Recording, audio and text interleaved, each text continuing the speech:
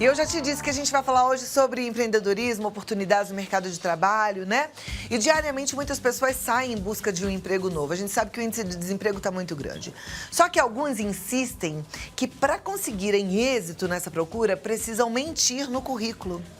Gente, os recrutadores estão muito capacitados e eles fazem uma busca rapidinho pelas informações que são passadas no currículo dos candidatos a uma vaga dentro de uma empresa e vão saber se isso está certo ou não. Então, se essa atitude você pensa que pode te ajudar, esquece. Ela vai acabar te atrapalhando, tá? Se você quer conquistar uma vaga de emprego, tem que ser verdadeiro. É o que a gente vai conversar agora com a supervisora de Desenvolvimento Humano e Organizacional do CIE, Juliana Silveira. Seja muito bem-vinda. Bom dia. Um prazer te receber e poder falar sobre carreira, né? Sim. Ajudar a turma. A gente fica triste de ver que tem tanta gente desempregada, torcendo para que todo mundo consiga uma recolocação. Sim. E existe um jeito certinho para a gente fazer isso. Sim, existe. Bom, o CIE é um desses jeitos, e aí eu digo que é um deles porque é destinado ao jovem aprendiz de quantos anos? Jovem de 14 a 24 anos incompletos. De 14 a 24 anos, ou para o estagiário, que é aquele que está ou no ensino médio, no finalzinho do ensino médio, Técnico superior. ou a na partir universidade. dos E aí não 16 tem anos. idade. Se está matriculado numa universidade, pode ser Sim, estagiário. Pode ser estagiário a partir dos 16 anos de idade, né? Então, se é uma entidade, né, de assistência social, sem fins lucrativos, atuante há 55 anos já, trabalhando na inserção desses jovens no mundo do trabalho. E é uma ONG de iniciativa privada. Tem gente que fala assim, ai, será que é do governo? Ai, isso é político. Não, gente, é iniciativa privada, nasceu mesmo com o propósito de ajudar, é puro amor e doação. É uma empresa que está há muitos anos no mercado, são 55 anos, eles estão em festa, não param de criar oportunidades para chegar ao jovem, chegar ao empresariado, para que o Brasil cresça, né? O sonho da gente. E eles estão fazendo esse trabalho muito bem. Antes da gente conversar, a nossa equipe foi até as ruas, sabe? Para saber se as pessoas colocam dados falsos no currículo. E a gente até bateu papo também com uma especialista em recursos humanos, que é a Edna Bedani. Vamos Certo, assistir vamos juntas? assistir, vamos. Então você em casa também acompanhe.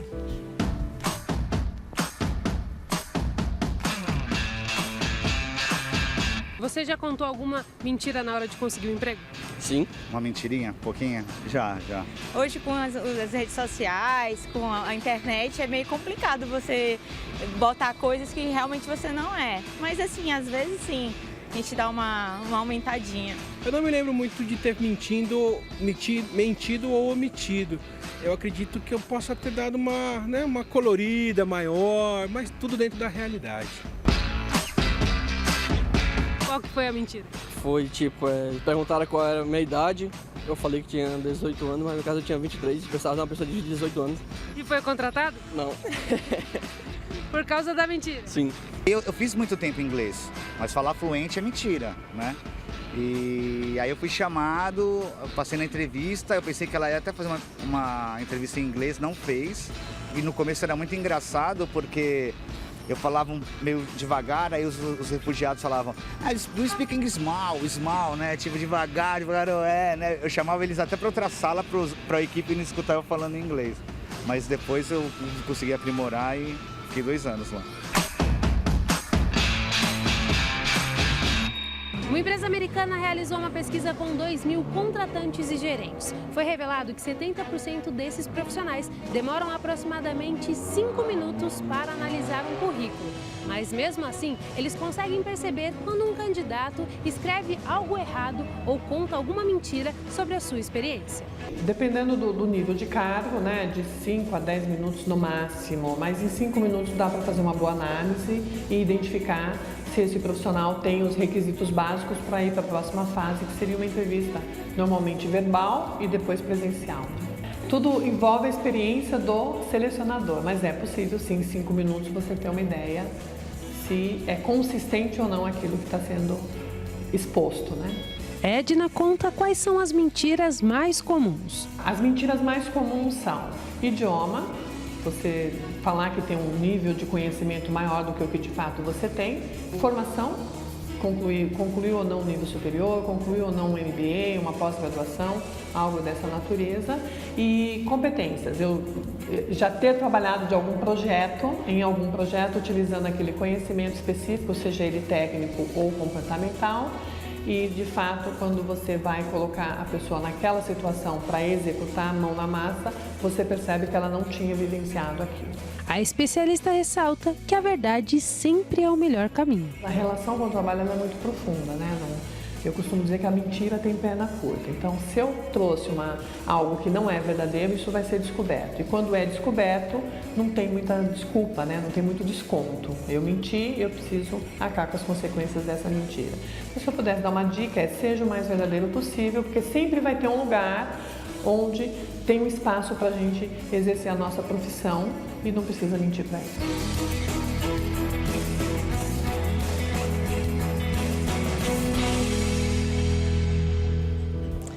Puxa vida, né? Enquanto eu estava assistindo essa matéria, Juliana, eu estava pensando, já não é fácil você ser pré-selecionado para chegar a uma entrevista de emprego e passar por um mico desses, né? Que é entregar um currículo com informações falsas e desperdiçar essa oportunidade, né? Exato. Não é demérito nenhum, né? A gente não passar em um processo de seleção, né? Mas é ruim, sim, quando você mente num processo, né? Então, não existe uma mentirinha, né? Então, vou mascarar ali. Não existe pequenas mentiras. Né? Em algum momento você será checado e essa mentira vai vir à tona aí como uma verdade. Você vê, por isso que eu sempre falo, como é bom você se cadastrar no CIE, porque você conta com esse suporte. A equipe vai te orientar, vai te preparar para montar um currículo, porque tem lá, né? Todo o tutorial para você montar um currículo, né? A gente tem um curso, aliás, de processos seletivos, que traz essas dicas de como elaborar um currículo, como se comportar em um processo de seleção, né? Como se preparar, inclusive, para esse processo seletivo, né? E as coisas vão mudando, né? Na civilização como um todo, tudo muda o tempo todo. E o currículo também mudou. Eu, às vezes, recebo aqui currículo com foto, currículo colorido, currículo preto e branco. Qual que é o currículo ideal? Então, o currículo ideal é o currículo que seja objetivo, né? Que traga as suas informações. Então, ainda há uma variação entre modelos de currículo, né?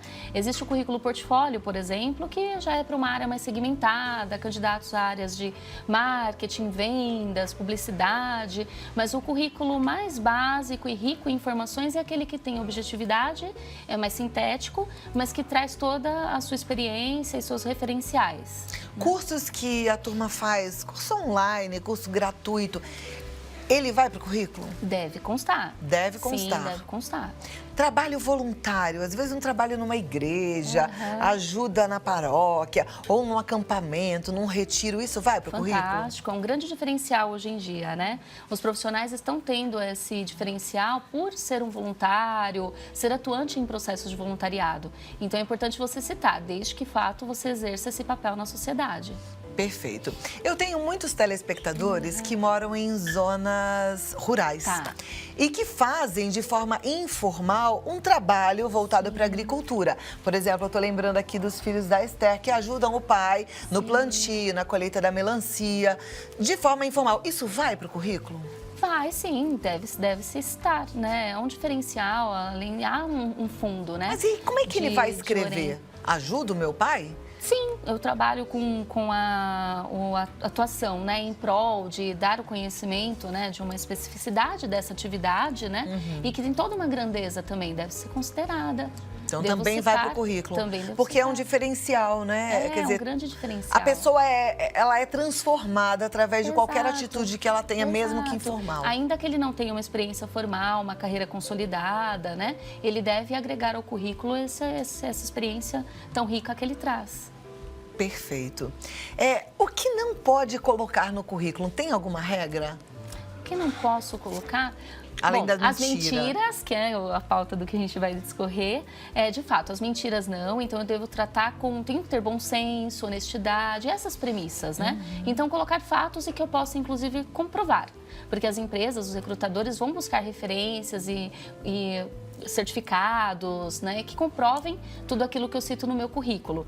Mas hoje em dia, foto, por exemplo, não existe essa exigência, né, pretensão salarial, né, a menos que você se candidate via um recurso eletrônico, aí sim eu posso, está sendo pedido, eu vou citar a minha pretensão, mas não há necessidade, por exemplo, de citá-la no seu currículo. Tá. Mentir sobre o salário anterior é uma mentira aceitável ou é abominável e isso te coloca a perder? Então, é abominável, porque depois lá na frente eu tenho chances de negociar, né? Então, eu devo, não são todas as empresas que abrem, né, a remuneração. Então, o candidato tendo uma pretensão, ele não deve mentir sobre a sua última remuneração, porque, mais uma vez, a empresa que está buscando esse candidato, ele vai confirmar qual foi a última remuneração, né? Então, a minha pretendida deve ser negociada. Então, eu não devo mentir sobre a minha última remuneração. Tá, porque normalmente quem está entrevistando tem como checar sobre essa remuneração. Sim, tenho como checar. Até pelos registros, né, na própria carteira de trabalho e também nos contatos que eu posso fazer com os RHs para verificar algumas informações, entre elas a remuneração, a última percebida, né? Na nossa matéria a gente até deu risada porque ele foi super simpático falando sobre o inglês e tudo, né? Que pode ser subjetivo. A pessoa pode falar, eu falo inglês, o meu inglês eu achava que era bom. Ele não é tão bom assim. Exato. Isso, como é que fica? Tem que ter o curso, porque muita gente é autodidata, através da internet acaba se aprendendo. Exato, exatamente. Hoje a fluência em um outro idioma, né, estrangeiro, ela é um dos maiores requisitos, aliás, né? Mas tem empresas que consideram, sim, o nível básico, outras já pedem um intermediário. O que eu não devo é mentir. Se eu tenho um nível de conhecimento básico, eu não vou colocar um nível de fluência ou intermediário. Eu devo considerar o nível que eu realmente tenho. E se não tenho, não citar. Nem como básico, porque a entrevista pode ter um primeiro momento até mesmo por telefone, aí aquela situação já fica em uma saia justa no momento com a recrutadora, mesmo num primeiro contato via telefone. Perfeito. Como a gente está aqui falando mais de estágio, porque se é estagiário ou o aprendiz, qual que é o risco que um estagiário corre quando ele infla o currículo dele, coloca um monte de informação, que é enfeitar o pavão? Enfeitar o pavão. O estagiário, ele não deve se preocupar nesse sentido, porque ele é o desbravador, né, da carreira dele, ele é o protagonista, né, do que ele pretende para a vida profissional dele, né? Então, óbvio, tudo que ele trouxe da universidade, trabalhos acadêmicos, né, todos os artigos que eventualmente ele já tenha escrito, enfim, e até mesmo outras experiências anteriores, ele deve considerar todas, mas sempre no que for concreto, né? Então, não tem a necessidade, porque o estágio propõe o seu desenvolvimento, a sua capacitação, então não tem necessidade em se preocupar em colocar dados que não sejam fiéis e concretos, né? Que ele, de fato, tenha vivenciado já, né? E também eu sempre penso assim, quando a expectativa do outro lado é muito grande, a frustração pode ser maior ainda, né? Também muito e no maior. caso de um estagiário, a gente sabe que é uma contratação diferente. Existe um vínculo, mas é um vínculo que é mais simples de ser quebrado, inclusive, né? Exato. Então, gerar a frustração é uma decisão ruim. A nossa equipe no C faz um acompanhamento, né, desse estagiário na empresa. Então, havendo alguma divergência, né, não estando convergente aí, né, a atuação desse estagiário, então nós vamos atuar juntos, né, então verificar o que de fato está acontecendo, mas existe esse acompanhamento, esse cuidado também com o jovem. É muito bacana a gente ter um setor assim, né, que pensa em desenvolver o ser humano, em todas as fases, principalmente nesse começo de carreira. Esse pontapé inicial faz toda a diferença, né? Sim, exato, Cláudia. Tanto como cidadão, como profissional, né? Aí para enfrentar os desafios, né, do mundo corporativo. Então, é o nosso trabalho. Perfeito. Tanto lá internamente como para os nossos convenientes e parceiros. Bom, a gente tem perguntas aqui. A primeira delas vem da Keila Lopes e ela quer saber o seguinte: se eu mentir no emprego e a empresa descobrir, eles podem me mandar embora alegando essa mentira? É motivo de justa causa? Sim, pode optar pelo desligamento, mas não é um motivo de justa causa. Então, a empresa pode, sim, afinal de contas, ela contratou ali um profissional com uma expectativa, né, para poder atuar em uma demanda, né, de repente algo estratégico, enfim, muito importante, como todas as outras atuações, mas não necessariamente, óbvio, não é um caso de justa causa. Claro.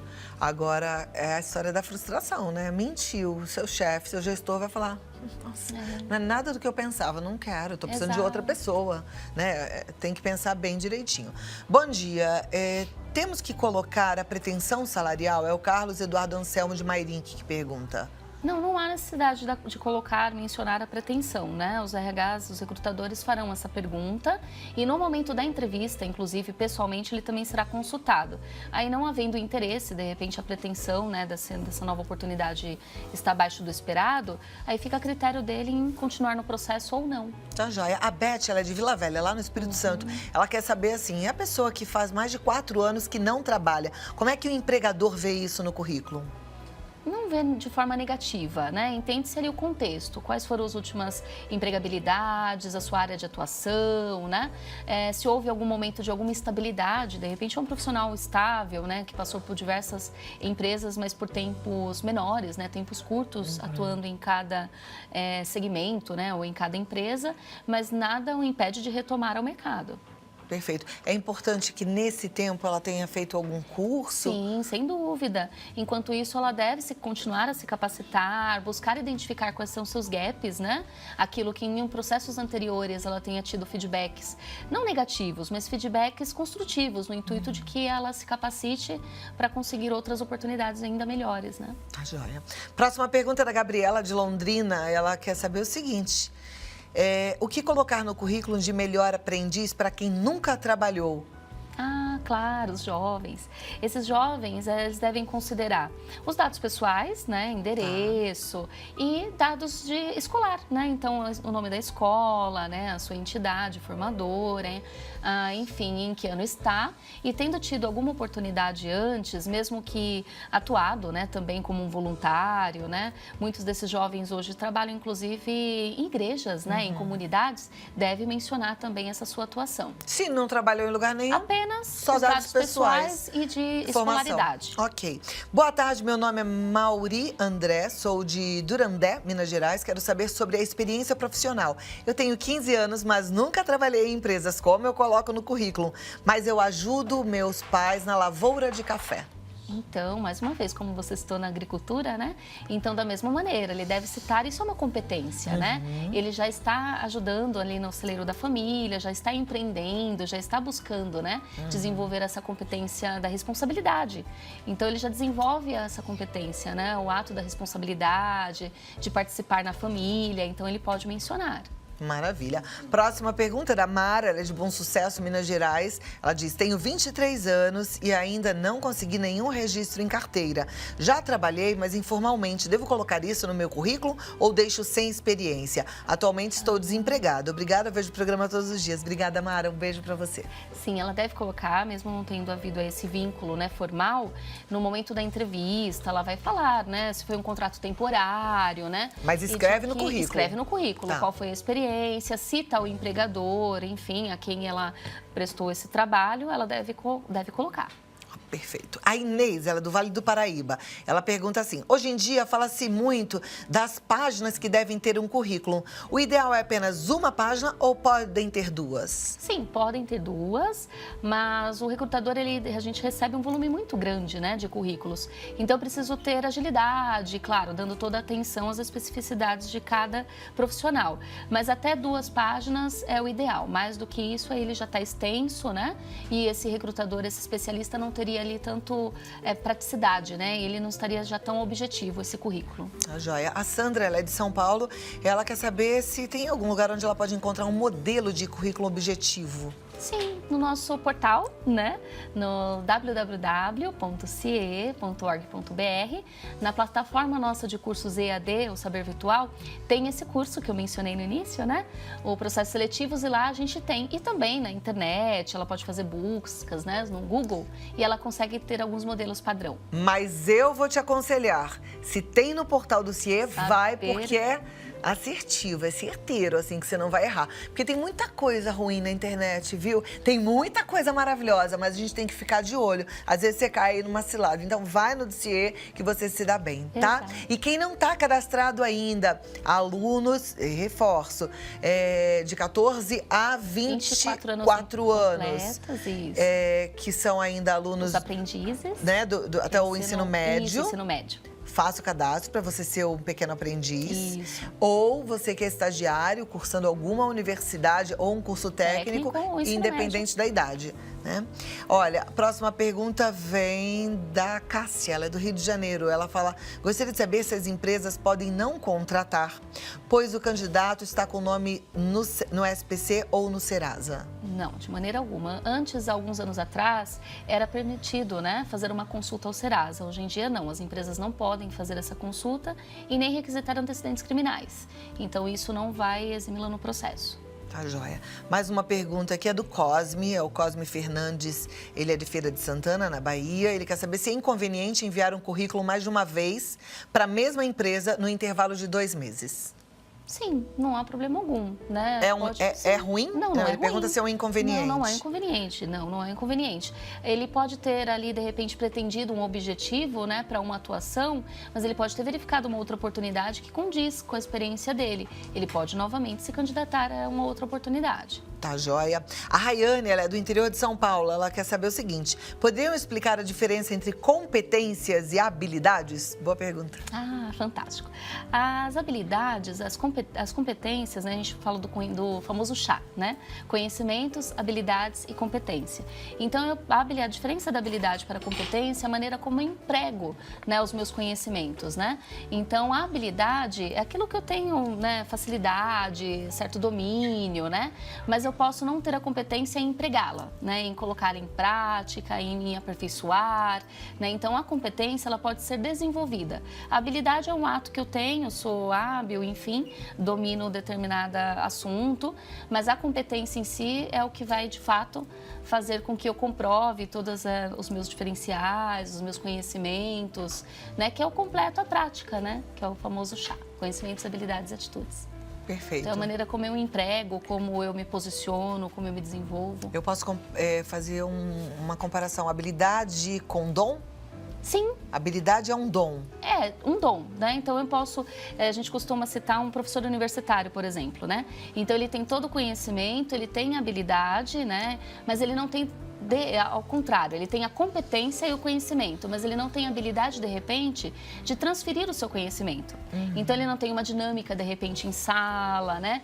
Então, os alunos podem perceber alguma dificuldade no entendimento. Então, é a maneira como eu aplico, né? Como eu me desenvolvo. Né? Perfeito. Pode sim ser um dom.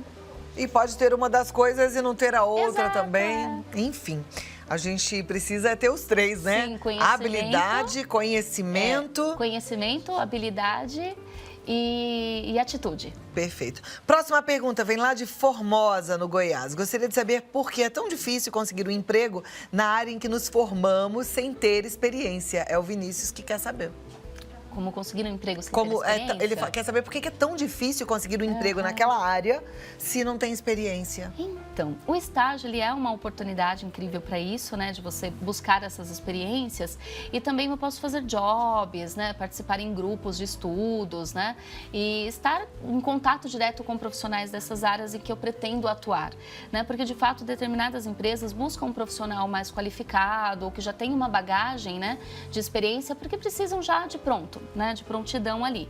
Mas eu devo sim estar buscando os networking, né, grupos, né, de estudos e considerar que eu vou iniciar uma carreira ainda num cargo ali mais júnior, né, até que eu consiga absorver todas as experiências necessárias para ter os próximos steps e crescer na carreira. Perfeito. Eu sei que não é nem sempre fácil, por exemplo, você estudar e fazer um estágio. Às vezes você estuda, você precisa trabalhar, já tem um vínculo.